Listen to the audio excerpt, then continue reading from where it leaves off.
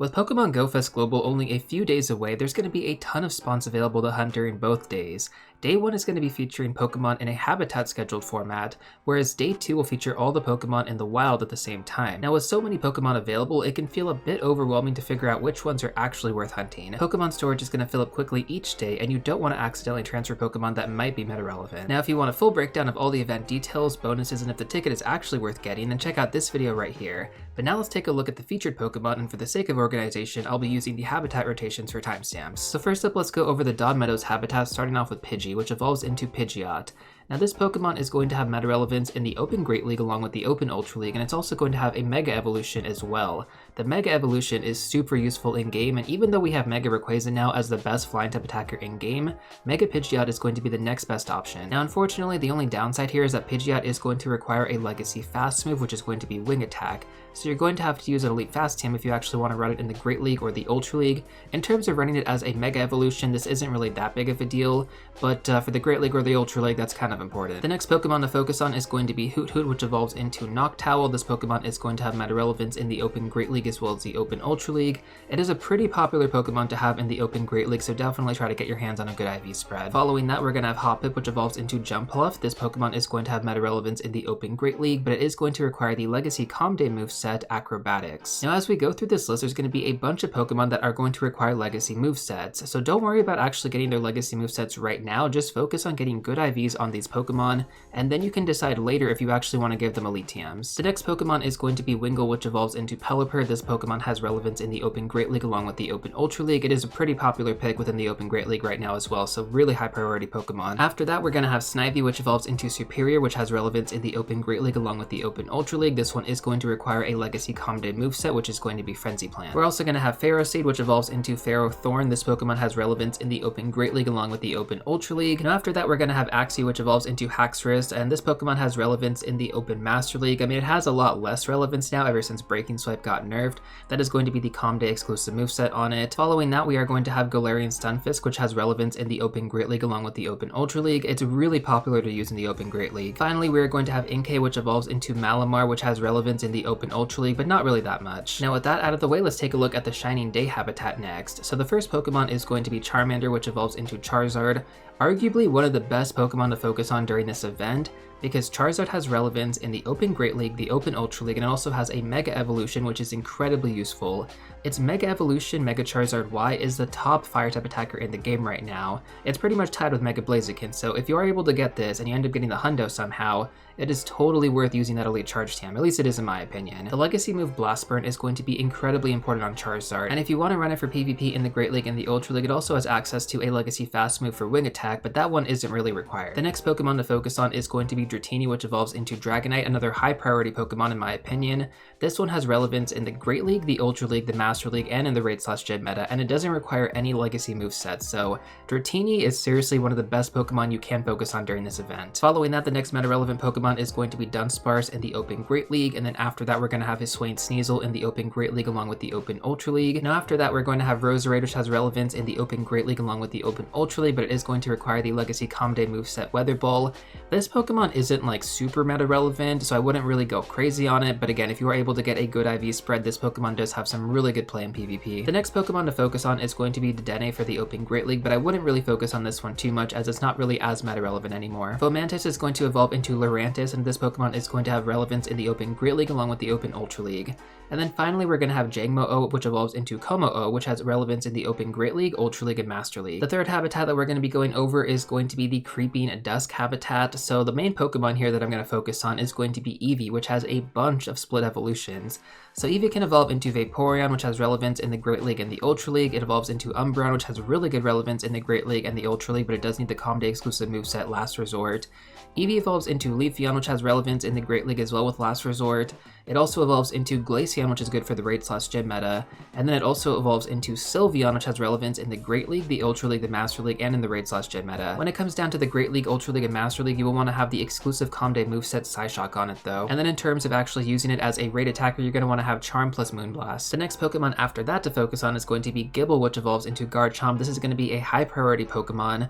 This Pokemon has relevance in the Master League along with the raids, and it also has a Mega Evolution as well. Now you can run Garchomp as either a Dragon type attacker or a Ground type attacker. If you want to run it as a Ground type attacker though, you will need to have the Legacy Calm Day moveset Earth Power. After that, we're going to have Emolga, which has relevance in the Open Great League. We're going to have Litwick, which evolves into Chandelure, which has relevance in the Raid/Gym meta, but I wouldn't really focus on this one too much in terms of powering it up. If you are able to catch a high level Litwick in the wild and just evolve it straight up into Chandelure, that'll be a really good use of your resources. Next up, we have Phantump, which evolves into Trevenant, which has relevance in the Open Great League along with the Open Ultra League. This one has really good meta relevance in PvP, so it is going to be a high recommendation. And then finally, we're going to have Grebbin, which evolves into Charjabug for the Open Great League. This one is going to require the Legacy Calm Day moveset Volt Switch. And then finally, during our last habitat, which is going to be the Darkest Night, we're going to have a few Pokemon in here that are meta relevant. The first one is going to be Gligar, which has some relevance in the Open Great League. This one is super meta relevant right now. And again, if you're able to get a good IV spread on this one, it's going to be super helpful for you in PvP. Now following that, we're going to have Teddiursa, which evolves into Ursaluna, which has relevance in the Open Master League. It's also a pretty decent gym defender as well. This one is going to require the Legacy Calm Day moveset High Horsepower. Now there is going to be an evolution requirement though to actually evolve it into Ursaluna from Ursaring. That's going to be to evolve it under a full moon, but you can actually take advantage of the new adventure effects from Dawnwing's Necrozma as well as Duskmane Necrozma to actually evolve this Pokemon without a full moon. The next Pokemon that I recommend focusing on is going to be Mudkip. This one is going to be a high priority Pokemon which evolves into Swampert. Now this Pokemon has relevance in the Open Great League, the Open Ultra League, the Master League, the Raid/Gym meta, and it also has a Mega Evolution as well, which is arguably one of the best Mega Evolutions in the entire game based on candy type bonuses. The only downside to Swampert is that it's going to require a Legacy Calm Day moveset for Hydro Cannon, which again, it's totally worth it if you end up getting a good IV spread for any of these formats. The next Pokemon to focus on is going to be Dino, which actually has two meta relevant options here. So if you evolve it into its second stage form, which is going to be Zoelis, this one has relevance in the Open Great League.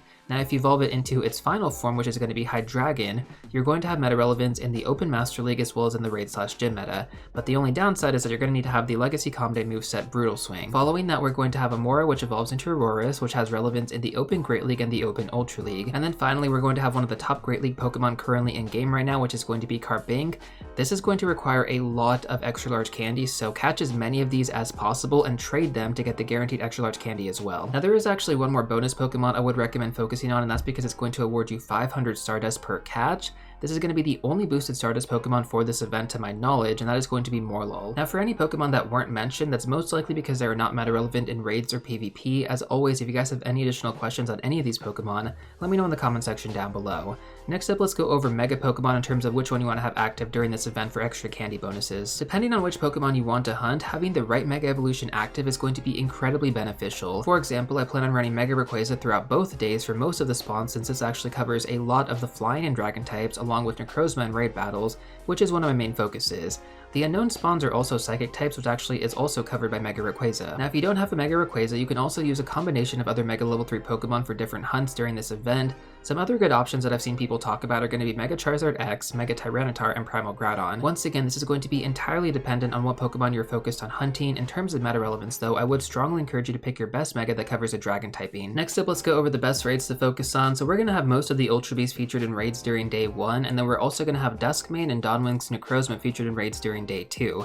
I've already put together 2 in-depth videos going over all these Pokemon and their meta relevance, so if you want to know how good they actually are, you can find links to those videos in the description down below. To give you all a quick summary though, Guzzlord and Buzzwole are going to be good for PvP specifically, Nalego, Pheromosa, Xurkitree, and Kartana are going to be good for raid battles, and then Duskmane and Dawnwing's Necrozma will have relevance in both formats. Once again, I do strongly recommend you check out my full analysis on each of these Pokemon though. Next up, let's go over party play. So it's going to be strongly encouraged to play with others during an event like this, and if you party up and are best friends in game, this is going to make beating raid bosses that much easier thanks to the additional damage boost. You're also going to get more Premier Balls to catch the Ultra Beast by completing the raid quickly and with friends. The next tip that I'm going to go over is going to be to stay on top of your special research plus field research quests. So oftentimes during the event, you're going to have tasks specific to things that you're going to be doing throughout the day. For example, if page 2 requires you to beat 3 raids, you're going to want to make sure that you move forward from page 1 as soon as possible. I've made this mistake many times in the past because GoFest can honestly feel so overwhelming, and I just get way too focused on catching Pokemon. But make sure to check this about every 5 to 10 minutes, set a timer on your phone if it actually helps you remember. On that note too though, you should also check your field research tasks every 5 to 10 minutes as well if you're at a lot of Pokestops. You can also run away from these Pokemon encounters and stack them up to 100 encounters in your field research stack. Similar to last year, the tasks are going to rotate every mandatory habitat hour at the same Pokestops on day 1, which means you can make some amazing progress and increase your chances of getting more shinies and hundos and potentially even shundos. The Flora Vs from field research is going to be 10-10-10, so you have a 1 out of 216 chance of actually getting a hundo. Next up, let's go over if it's actually worth using Spacial Rend. So if you have the resources, I do think Spacial Rend would be amazing to use. More spawns basically means more shiny checks, but you are going to be spending 5,000 Stardust and 5 candy for every 10 minutes to keep it active, which is kind of a heavy cost, but I know some players out there might feel like that's actually worth it. Personally, I will be using this when I actually go to really big cluster spawns in like certain parking lots, because the extra spawns do make a difference during an event like this. You're most likely going to accumulate that Stardust back from all the catches as well, so it kind of works itself out. But in terms of running it during the entire event, I'm probably not going to do that. Still, depending on your goals, this could really take your grind to the next level, and it's also going to be the first year that we've actually had access to Spacial Rend during Go Fest. So leading up to this event, whatever rare candy you're able to grind out from raids and GBL, throw it into Palkia for the candy to actually use as a venture effect. Now following that, let's go over if the special 7km eggs are going to be worth it. So we are going to have special 7k eggs with boosted shiny rates during this weekend, quote unquote boosted shiny rates. These will be available for anybody who's actually purchased a ticket for Pokemon Go Fest Global. Now on top of that, all the eggs placed in between now and the end of Go Fest will be 1/2 incubator distance. You're also going to get the ability to open up 40 gifts a day instead of 30, which is a really nice bonus leading into this event. Now of course, the question stands though, is it actually worth trying to hatch a lot of these eggs? The short answer is no, not really. Eggs are known to be a scam in Pokemon Go outside of like hatch day events which have a 1 out of 10 shiny rate, so please manage your expectations going into this. Like the shiny rate was not disclosed, and even though Niantic claimed for it to be boosted, history has shown that these odds are not always that good. Because we actually had this bonus for the entire week going into Pokemon Go Fest, I've been trying to hatch as many eggs as possible. I've currently only hatched 1 shiny out of about 55 eggs, I want to say, so it's not terrible, but at the same time, like 1 shiny out of 55 eggs for boosted shiny rates, that doesn't exactly feel boosted, if you know what I mean. Now you can trade up to 100 Pokemon every day, so for any meta relevant Pokemon you do come across during the grind, make sure to grab a trade partner and get those trades done before day 2 of the event. Now if you also bought the Pokemon Go Fest ticket, you're going to get 6 special trades every day, so make sure to take advantage of those too. If you don't have any lucky friends, try to mirror trade at just regular Necrozma to see if it goes lucky. I would strongly encourage that, given that that Pokemon is going to be really important later on. Next up, let's talk about storage space. So Niantic just recently increased the max amount of Pokemon storage you guys can have in game by 500, which is pretty crazy. Normally on community days, I would recommend having at least 100 open spots going into the event, but considering this event is going to be 16 hours, 8 hours each day, I'm going to recommend at least 200 to 300 at the very minimum. If you go into the event with around 500 to 600, I think you're going to do pretty good, but if you really want to make your life much easier, 1000 plus would be ideal. Now of course, I do practice what I preach. I've never spent any money on Pokecoins, and I'm going to be going into this event with 1100 open spots while having a max storage of 4000 spots after playing for 8 years. Keep in mind that you're going to have to clear out your Pokemon storage before day 2 as well, so the more Pokemon storage you have available, the easier it's going to be to grind. Now if you guys are having trouble getting rid of Pokemon, then I do strongly recommend checking out my updated storage management guide, which is going to be linked down below. So far I've actually received a lot of positive feedback on that video, so if you are struggling, I highly recommend watching it. Now on top of Pokemon storage being increased, Niantic also went ahead and increased the max amount of bag space you guys can have in game by 500 as well. Now to start things off, for players who don't really have that much back space, you're pretty much going to have to play in a Pokestop dense area, as you're going to need to restock constantly throughout the day. For some odd reason, players don't really focus on upgrading their bag that much. They always focus on throwing into Pokemon storage upgrades. At the end of the day, guys, like the more bag space you have, the more Pokeballs you can have, which means the less you're going to have to restock.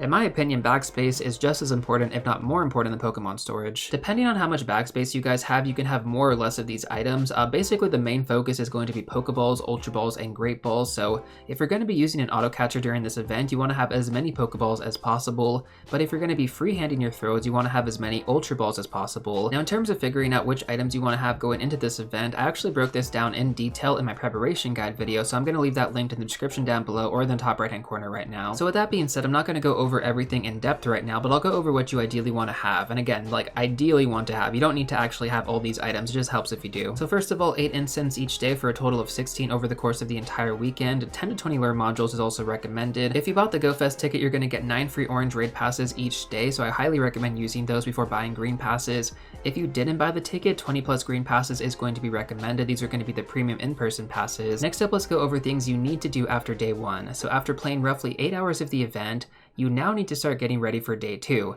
which is going to be an even crazier day of grinding, at least in my opinion. The first thing that you need to do is clean out your Pokemon storage, figure out what you want to keep if you got good IVs on anything, and then transfer everything else that's non-relevant. Ideally, by the end of it, if you follow my method for organization, you should have 0 untagged Pokemon. If you have a friend that is also going to be willing to mirror trade some Pokemon, this is going to be a great way to get rid of any Pokemon you were planning on re-rolling for better IVs. For example, some good Pokemon that I can think of on the top of my head would be like Pidgey, Eevee, Charmander, Dratini, Jangmo-O, Gible, Mudkip, or Dino. Once again, you can trade up to 100 Pokemon per day, so if you include your 6 special trades, it's going to leave you with 94 more trades to do. And then finally, the most important tip is going to be to restock your Pokeballs before the next day. To be honest, I would actually be surprised if you did not deplete through your entire Pokeball supply after day 1. I mean, in which case you probably have a lot of bag space, but I'm assuming for most of you guys, you probably went through this, so you're going to have to spend at least 1 to 2 hours after the day 1 event to restock your bag. Now finally, my last tips are going to be how to prepare, but non-gameplay wise. So I recommend getting at least 8 to 9 hours of sleep the night before minimum. You're going to be grinding for a long time, and this includes the next day as well. So getting enough sleep before the first day is extremely important because you might not get as much sleep before day 2, especially if you have to restock your bag. I would also recommend preparing a lunchbox with food and snacks and bring a cooler with water bottles as well. This is going to be a more cost-effective approach opposed to eating out, but if you guys want to actually go out somewhere with friends, then I would recommend mapping out which restaurants actually have a few Pokestops around them. This way you can actually drop some lure modules and keep passively grinding. And then my final tip is going to be to set reminders or alarms to charge your devices and pack your bag the day before. It's so easy to forget one thing or another and then your whole day is messed up. If you guys want to know what to pack for this event, then check out my full preparation guide linked down below. It goes over all the essentials you want to have for this event, both inside the game as well as outside the game. Anyways, with that being said, that's basically everything that I have for you guys in this video. If you still want to check out some more content to get you ready for Pokemon Go Fest Global, then watch these 2 videos right here. But before you go, don't forget to smash that like button, subscribe, and I'll see you all real soon in the next one.